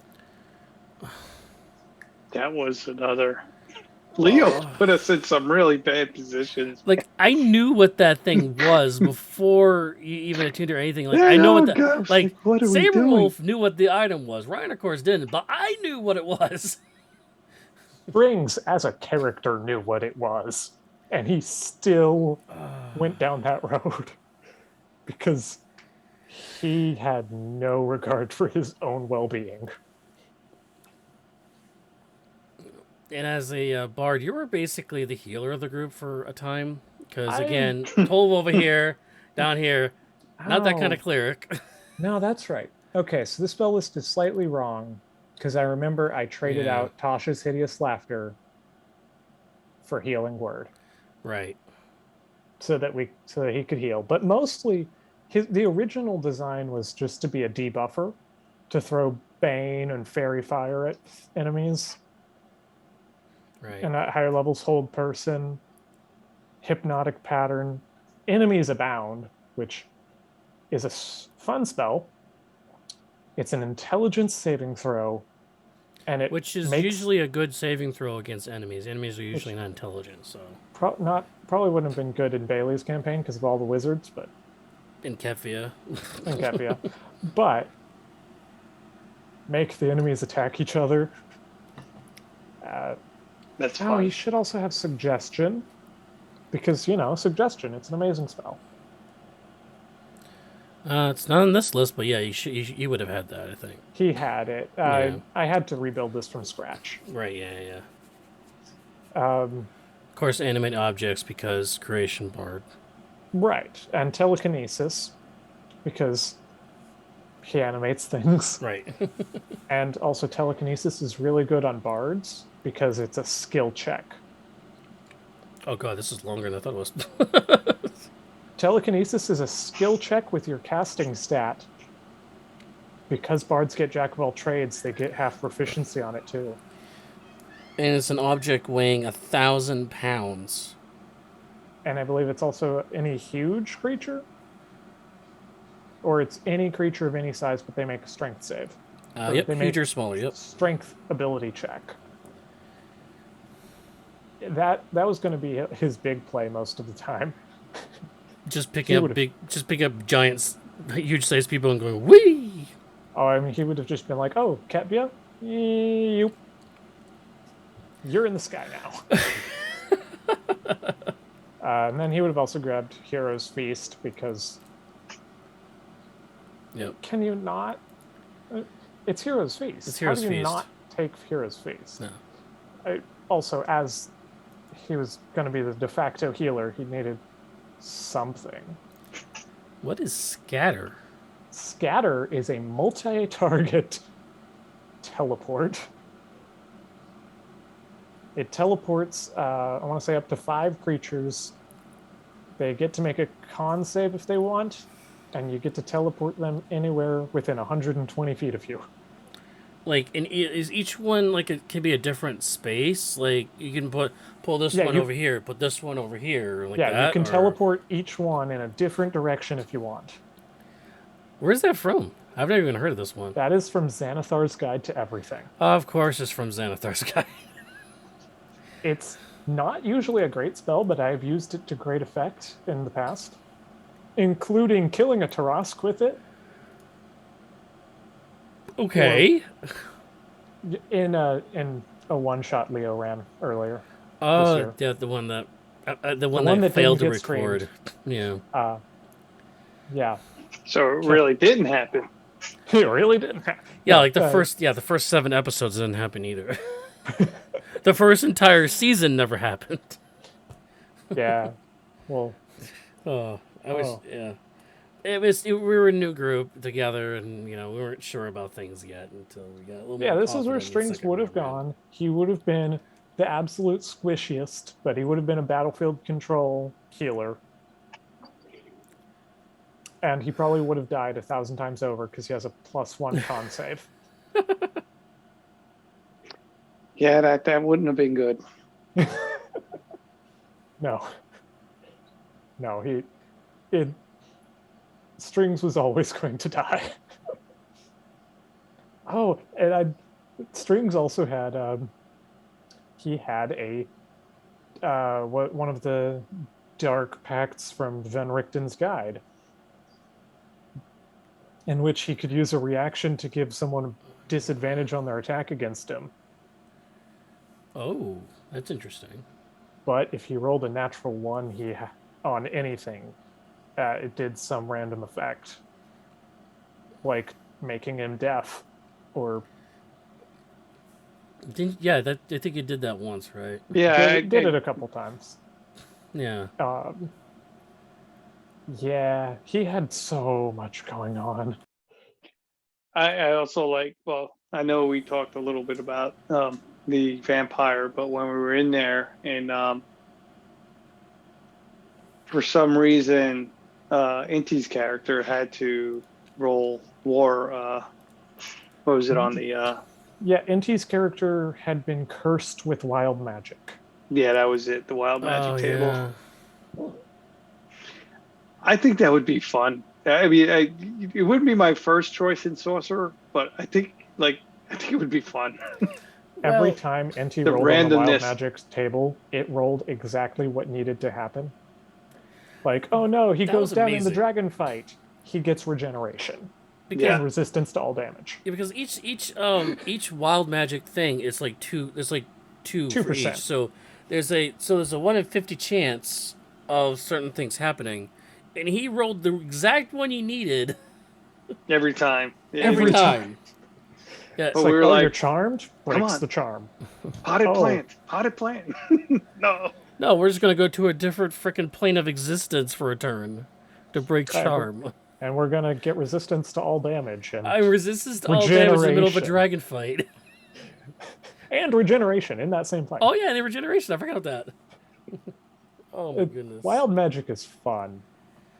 If anyone wants to play a wild magic sorcerer in my campaign, I wish the wild barbarian magic one was better. yeah. Which I'm kind of interested in what, because Critical Role has their own thing right now with Taliesin doing his thing right now, and I'm kind of interested in what it's going to flush out to because it is using the Dunamancy shtick in his build and doing wild magic off of that. Which I guess the first iteration with it was overpowered as hell, and Matt had to dial it back considerably before they started their campaign. But from what it does, it's like it's a lot better and more useful, but it still is at random.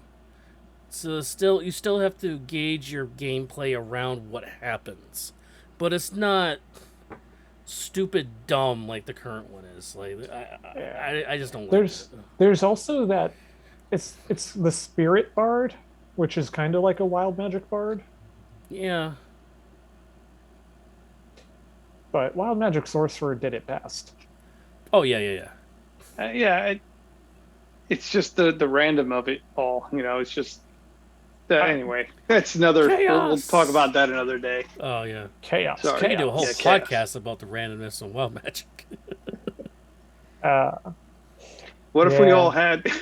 And Strings' story is now that he is in hell as a devil, Which has popped up twice. Nice. which Like is we said. he's popped up twice, and his exact status in hell is being processed in the courts of hell, and it will continue to be processed forever Yeah. because he threw so many wrenches at it that it's just gonna keep going.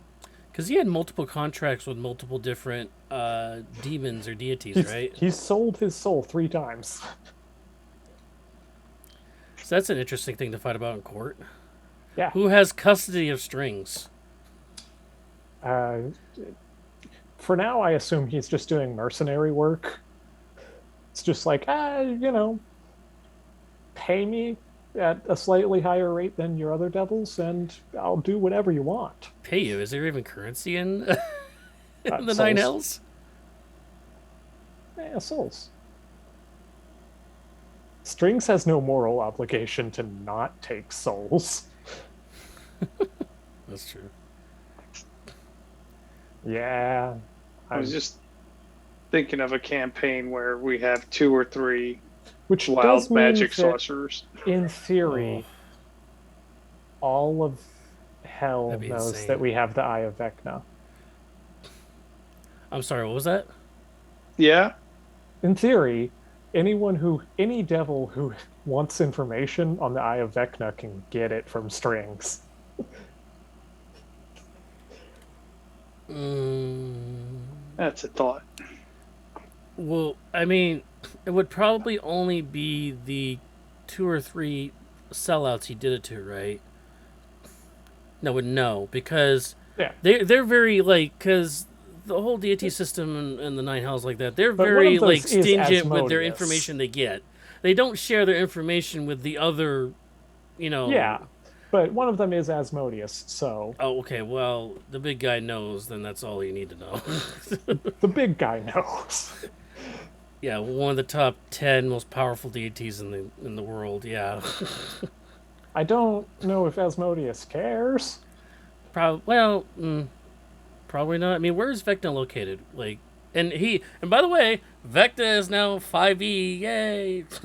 At the time when we're doing this. Yeah, and the stat block would wreck us at the moment. You think? I think I posted it on our channel. Teleport. I heal like 80 points. Oh, you cast a spell? Counterspell. Oh wait, you cast another spell? Oh, I'm gonna counterspell that again. But you already countered. Nah, I can do it 3 times. I can 3 times around. Oh, what's that? It's a 5th level spell? I don't care. Yeah. Oh, and because you got counterspelled, you take damage. Oh yeah, that too. Oh wait, now you can't heal. Oh yeah, I hate you. You can't heal. Jeez. Oh, and here's 96 damage. Splat. That can kill strings twice over. Oh, weird. Oh, thank God we're going to level 20. I don't know. Yeah. I don't think we're at Vecna level yet. No. And I'm the only thing that scares me is that Bailey might make something scarier. Yeah, Bailey's been creating a lot of cool monsters, which will be probably our next podcast is home brewing monsters and stuff like that. I know Bailey wants to get on that. I know Sean wants to get on that topic too. So Yeah. we'll try to get that going if we can get Bailey a camera. Hmm. Keep peer pressuring him, guys. Keep peer pressuring him. Get in the comments. I Tell him he needs to get a camera. We, if we get 10 followers, get to Hey, I have okay. My Twitch channel now has like 60 now, I think, and my my YouTube still has over 1900. So yeah. we got a bit of following. Perhaps we could close off the stream talking about our yep. old characters from season 1. I don't have that prepared. Just you know, It's just brief, like a brief stuff. load blurb. Yeah, Yeah, okay. brief. Let's do this. Let's talk about the character from last campaign. Just see like where we came from, Mm-hmm. and like one or two big moments they had, I guess. So we'll come right down to Paul because Paul started this whole thing. Has been waiting the longest. So what was your character last campaign? You My remember? last character, yeah, Zane. Zane. That was Zane. He was a Sorlock, sorcerer warlock. And so, well, I think really, I just got back into D&D. And I think we put a little, let's feather it in for everybody too. Yeah. It was right before the pandemic, right? We, you know, I went on Roll20 and just happened to see you guys were looking for another player, and I jumped in there, and you guys, yeah, let's do it. So anyway, that was what, two years ago? Oh, that was 2019. It was 2019? November 2019. Yeah. So right after my birthday when we got together. Yeah, so we did that for what, I don't know, maybe a month or so, and then we had one member who was a little strange. I don't know. Anyway, we're not gonna dive into that one. Anyway, Inti came in. We were looking for a DM. Inti came in. He ran Storm King's Thunder for us, and that was during the whole pandemic, and that was great. So That anyway, saved our sanity. yeah, it Oh, did. And that's when I just got into D&D again, till I'm a little older. So I was playing a long time ago, and then I stopped, and then here I am.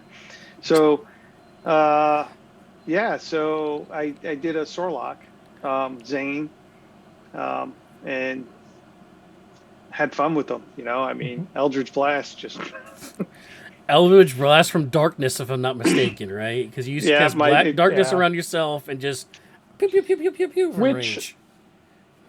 With that build, some people criticize the Darkness Devil Sight combo. Yeah. But in that game, Darkness saved all of us so many times. Just like, yeah, we'll just dip in so that we don't take this opportunity attack from a storm giant. Yeah, I was worried about that too, because I was like, I did some reading, and people like, oh, be careful with Darkness because you're gonna screw over your teammates, blah blah blah. And I think the first time I did it, Sabre's character jumped into the Darkness. I was like, well, okay, so it must be okay. So anyway, that was Zane. I thought he was a pretty good character. He got pretty powerful at the end. I thought, he had a pretty good revenge plotline. Oh yeah, I remember that. It's kind of cool. Yeah, I got to remember it now because his master, the warlock killed his master. Yeah, and he eventually killed the warlock. Yeah, in the campaign. In the campaign, it was a dwarf, right? From what I remember. Oh yes, it was. What was the dwarf's name? The Weevil. The Weevil. And I could not keep. I remember my character chasing him one time. I couldn't keep up with him. It's ridiculous. I think it was for story purposes, but still. I think I killed him. He had like 3 hit points left, and I put a fireball on him. From what I remember. Incinerated. Oh yeah. What was yours? What was yours, Sean? My guy from. Oh, we just saw him actually, like last. We just saw him last. Yeah. We just saw him. Nicholas of West Harbor, who was originally just supposed to be a battle master with Polearm Master all the way.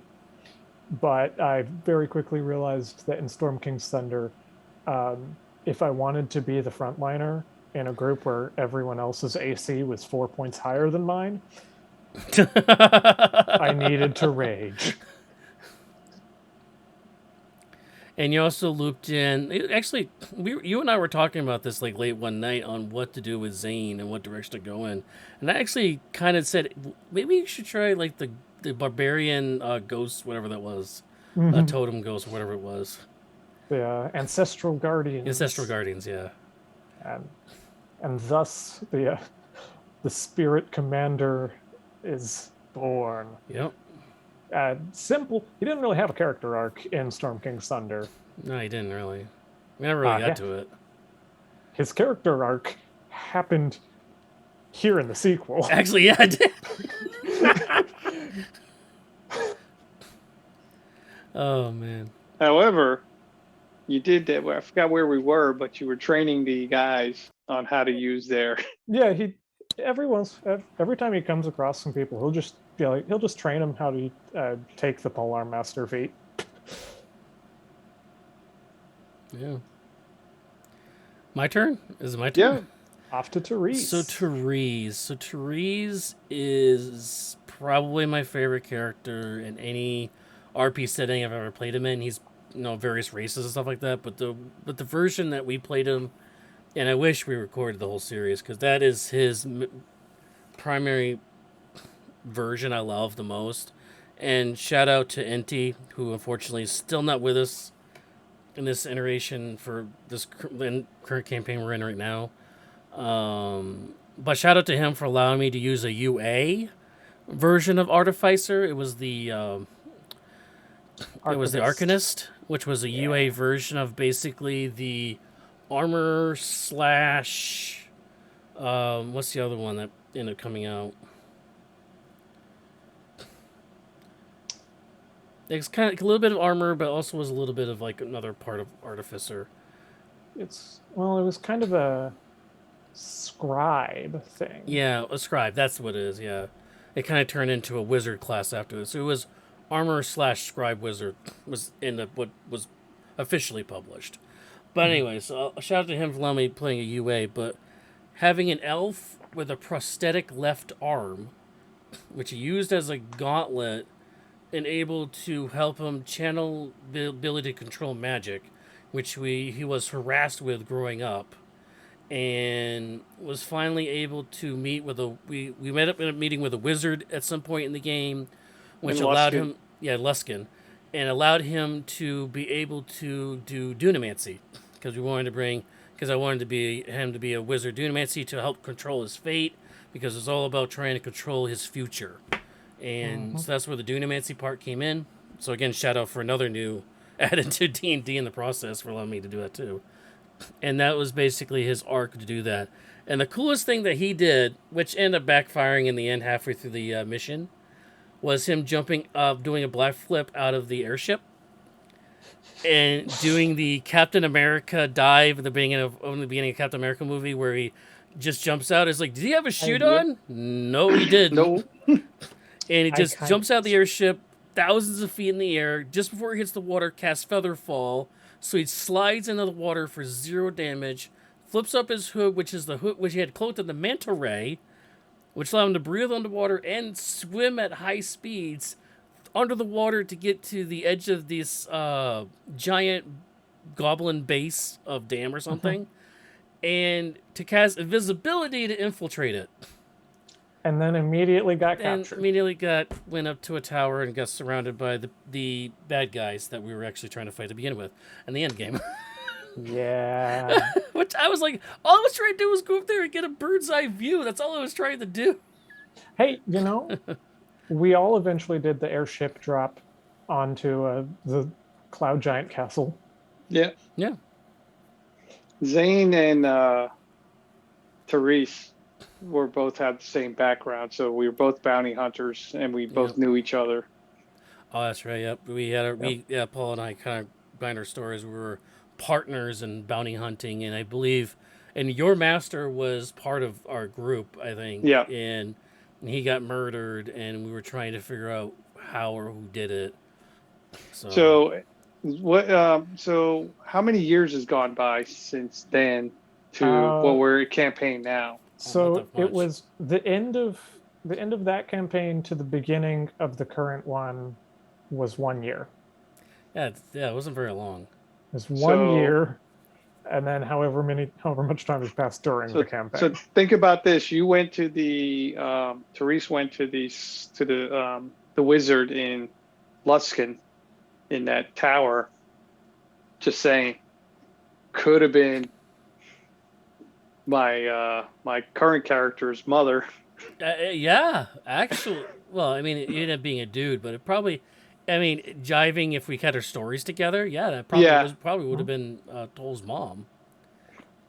If we want to make everything more like kind of go together. That's a cool thought. I just thought about that when you were saying. That's I was like, really cool, actually. That's right. You did go to we did. Yeah. And the other thing was when the spell shield around Silvery Moon got shattered, and the only guy apparently who was in charge of Silvery Moon who knows how to run it was the bad guy who double crossed Silvery Moon. And so Therese was, and of course Therese is a dick. I'm just gonna throw that out there. He's a bit of a know-it-all dick. So he's like, why the hell does anybody know not to do this? And he just runs in the room, rolled a nat 20. With calligrapher's tools. Because I was trying to figure out the runes and how to fix this. And just for story's sake, I managed to stop the degradation of the shield around this, but it still had holes in it where they still invaded in, and one hole in the very top, so only flying creatures can enter. Yeah, so dragons or their own airship or whatever, or flying giants. Yeah, a giant flying cloud castle. Yeah, as it happened. I just came up with a wacky idea. Immediately after that, Zane cast a fireball at a magic stone that doubled the effect of all spells cast at it. Yes. Oh my god, that was insane. I was a little fireball happy. Oh, that whole campaign was fireball happy. Well, the thing was, Zane was a sorcerer too, right? So Yeah. what he would do is throw out the fireball and quicken it, right? So that would be a bonus action, right? And then he would fire off to Eldritch Blast, just for why not? And I want to say that fireball killed 2 cloud giants at the same Yeah, time. it was like it like doubled the effect or something. It was like something ridiculous. Yeah. And then since everybody in the group had fireball, well, at least you didn't, Sean, I obviously. didn't have spells. Yeah, I don't know. but since everybody did, like, I didn't want to cast fireball because I was a wizard too, so I Mhm. ended up taking the alternate, which was pulse wave, I think it was. Yeah, which came in handy a few times. Yeah, I did. Uh, I know Nicholas was so the biggest challenge with Nicholas was that he was a melee character and the maps were really big. Oh, like the giant one and the giant cafeteria. I just, for lack of a better term of it. Yeah. Uh, So yeah, where every space was like 10 or 15 or something like that. Took us 3 rounds to get Yeah, just get anywhere. and there lots of times there'd be walls preventing us from getting to things. So Yeah. I couldn't really rely on hitting things with a stick all the time. Yeah, that was good. But Nicholas got so many magic items. So many. Oh, that's right. Yeah, you were loaded with magic items. It's like, here, range, javelin of lightning, which was AoE on a fighter. Oh, one time the giant wizard casts a wall of force, blocking us all out. I pick the stone wall next to it and knock it down with the ring of the ram. Oh, The yeah. Ring of the Ram. That was the ring of fun. the ram, yeah. The ring of the ram, which is usually used as like, oh yeah, it does like 2d10 damage for every charge you expend. I don't use it for damage. Oh, and then that same Wall of Force fight, do you remember Tori's 90-foot teleport? The 90-foot Misty Step? The 90-foot Misty Step. Because I made it on the point of my familiar, which was again, the manifested UA. mind. Yeah. And I made that to be the point of it, so I ended up Misty Stepping to that, which, of course, put me in the room by myself against the big bad guy. And I did die. Or at least went down. You went down, but we all got Therese there. went down a lot. Well, yeah, well, I had I think I had the long sword of warning.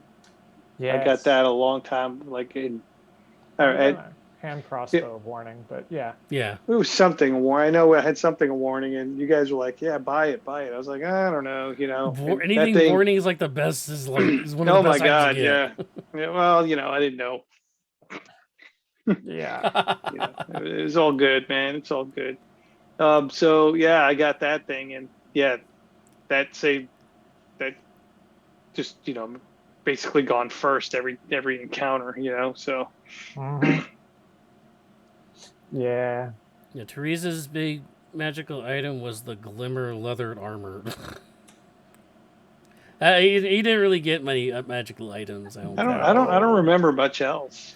Oh, don't forget the shared fanny pack, Yeah. Yeah. which allowed everybody to talk to me mentally, so I could mentally telepathically talk to everybody within, I don't know how many miles that was, within X amount of miles. Yeah. I believe. It was useful. Oh yeah, it came in use a couple times. Yeah, it did. I had mithril scale mail. Very nice. I had a ring of cold resistance. I had the cloak of elvenkind and the long sword of warning. Nicholas had dread armor. Well, infinite range on the mine thing, but I think it was the infusion that had the limit to it. Oh, and then there was the pixie dust that. Yeah. Well, that's been a multiple campaign staple now. Yeah. We still have Pixie some in dust. this one. Yeah. Which somebody used last No. fight. No, Adrian used the last of it. Oh no, we're out of it. We're out of pixie dust. We still Oh, have one dust of dryness. I keep forgetting we have that thing. I gotta add that to my list of things I'll send to It's Bailey. just a shatter. Yeah. Yeah. That pixie dust though, it was so good in the final fight when we were all like, well, we haven't used any of this, so let's just use all of our consumables when we go kill this ancient blue dragon. That's true. So we Yeah. fought 2 dragons already. How many more dragons do you think we're going to fight here? Oh, Oh. Um, I knowing how much Bailey's been pulling from Fizban's treasury of dragons, lots of dragons. yeah, probably less dragons. I think we're going to wrap up the stream here anyways, because we're coming up on 2 hours now, so that's fine. So any last thoughts character-wise? We'll save our next campaign characters because we still got 9 more levels of this campaign to get through. So we got plenty of time to talk about our future characters, which, yeah, I think our characters changed a little bit since then. I think we're starting to become the Avengers there for a little bit. We were, but now we're not. Now we're not anymore. No, some people change their minds on things. So Yeah, I just don't know where I want to bring Tolv to, but I know the next day I saw definitely either going to be like telekinesis or just to shove things or pull things into my my zone of death, or I would like to probably go with Resilient Con, one of the two. So It's hard when Bailey keeps throwing con saves at us. yeah, that's for sure. I mean, Ryan, I'm forced to take 1 level sorcerer as my next level, as I demonstrated here. And after that, I'm just plowing down Paladin the rest of the way, I think, because Tolv needs a buddy in the pit, you know. Mm. I might go one more level of Wizard. I would just like invisibility just for that first. It's nice if I was invisible, because I was thinking about this. If I was invisible and then I could turn on my Spirit Guardian at, the highest level without any worries about, counterspell. Is it weird that the rogue is the only one that can cast invisibility at the moment? Well, I mean, Ryan could. But yeah, I can cast invisibility on you. Yeah. And we also have 2 potions of invisibility. Yeah, I don't want just thinking out loud. You know what I'm saying? Because I know Bailey's probably going to be doing a lot of counter spells on us. So Yeah. But if you're counterspelling the rogue, what does your life come to? But for Ryan, I think it's going to end up being 16 levels of Paladin, 4 levels of Sorcerer, because there's no 17th level Paladin anything. It goes from 16 that jumps to 18, and I can't get to the 18 for the Aura Improvements, actually, because Aura Improvements actually at 18. 17th gives you 5th level Paladin spells. Yeah, but I'm already going to have 5th level slots to do other things with. Well, but yeah. So I think I'm going to end up with 4 Sorcerer and 16 Paladin to get other feats. And again, we have that whole talent tree thing that we can dip into too. So I can also pull some stuff from that. We're only getting 1 more talent point, I believe. But can't we do it as a feat? Can't we do it as a ASI? Bailey's been allowing us. Bailey hasn't said anything about that, so I wouldn't assume so. He has said though that he's giving us probably 3. Probably. All right. But that would give Teresa, not Ryan. The big thing of Ryan is his 15th level, which is Glorious Defense, which basically is a shield. I can cast basically shield on anybody within 10 feet of me that gets hit by an attack as an ability. It's good. Yeah, I mean, that is. And Adrian's going probably 18 in Fighter 2.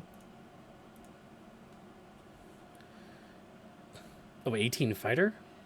Uh, Rogue. Fighter 2, Rogue 18. Yeah. And I'm definitely going 17 levels of, at least 17 levels of cleric. I'll get that fly ability at level 17. wait. 12 is going to be able to fly? Yeah. I think it's worse than that. I think it's the whole party gets to fly. I don't know. I don't think. No. Or no, that's the sorcerer. Yeah, That's that's the the sorcerer. sorcerer. Sorcerer can make everybody fly. The Yeah, storm so- sorcerer can make the whole party fly, which is great if you're level 18. Yeah, so, but you can't do it inside. But whatever. Yeah, Toll's biggest weakness has been inside buildings this whole campaign. Yeah. Well, So that's how high is the roof from me here? The thing is, thundercloud in here. Yeah. the thing is, if you take What's if the I get weather? lightning damage, you get knocked back 10 feet. So that's why I'm always asking, because if anything's around me, Mm. or that call lightning gets to be pretty cool outside. Start knocking things around. I can see Toll getting some sort of grappler feed, grabbing somebody, jumping into the air, flying, and then smite them back to the earth with acceleration of like some sort of lightning cast. It's like jump up, grab them, and then shove them back down to the earth for fall damage and lightning shove damage and whatever. Oh yeah, that's the other thing that it's arcane tricksters at level 17 get the ability to make a spellcaster forget a spell. Oh, nice. That's stupid. All right. Anything else before we wrap it up? Yeah. No. Well, Dragon's Breath would be another one I might want to do. If you think about that for a second. Lightning breath? Dragon's Breath. No, I So, mean lightning. yeah, damage lightning. Or... Yeah, lightning breath. So it's a 15-foot cone. So, and I push things back 10 feet. Yep. That'll definitely get people off of you. Mm-hmm. Well, it's only if you cast it on yourself, though, because you Right. have to deal the damage. Yeah. So if you cast it on the familiar, I don't think it counts. Nope, it wouldn't. However, it'd be fun. Be fun. Well, I mean, Dragon's Breath and familiar is always good. Oh, it's always good. Yeah. Yeah, I was gonna say. Especially I all your guys' familiars fly. And they're all owls. Well, no, one's a bat. One's a bat. One is a bat named Bruce Wayne. All Yes. right, that's it. I'm done. Yeah. All right, guys. Well, we'll wrap it up there. So we'll do this again. We'll try to do these in here when we don't have a game night like that. So we'll try to fill it in with some of this. Basically sit down, talk about builds, talk about monsters, talk about UAs that might come out. Just little Yep. D&D stuff, because some of the conversations get cut off because we'll be sitting up for another hour and a half after the session just chatting about various things. And I guess this kind of brings that over into a more structured format, I guess, for lack of a better term. So hope you guys appreciate it, and hope we'll continue to do it. Yep. And if you want to catch our streams, they're usually on Fridays at, what is that, 7 p.m. Eastern time? 7 p.m. 7 Eastern, p.m. 6 p.m. Central for where Sean is. 5 p.m. on the West Coast for, that's for, oh wait, who's on the West Coast? Bailey. Bailey. Oh, No, he's Central, No. right? Oh, he's Central. Bailey? I think Bailey's Mountain Time. Mountain. Oh, yeah, the He's- aforementioned Mountain Time, but nobody ever talks about. He's Mountain Time and he doesn't do daylight savings. Yes. So he's technically, it's technically Pacific then, technically. And Leo, I think, is Central Time. He's Central Canadian. Yeah, Central Canadian. And Which we're is not even the gonna same we're not even time gonna zone. figure out NT's time zone. NT's time zone. Oh, here we go. Per I challenged him. it's 8 p.m. Central for him, or it's 8 p.m. for him because he's on. It's So we got that's 17, 18, GMT plus 19, 4. I want to say, 20. or yeah. Yeah. Alrighty. Well, that'll wrap it up for us for tonight. We'll come back with, I guess we're talking about monsters next time, some homebrew monsters. I think that was Next time we don't have a game, probably. Okay. We'll hook you guys up with that. Well, again, I want to thank Sean and Paul for hanging out with me for the Friday Night Dice crew. Catch us on twitch.tv/Sabre Wolf Gaming. That's 2 M's in gaming. Also, our VODs, which like this, because we record these, those will actually be on my YouTube under Sabre Wolf 18. Hope you guys enjoyed our little podcast here, and yeah, you all have a good day. Bye-bye. Bye.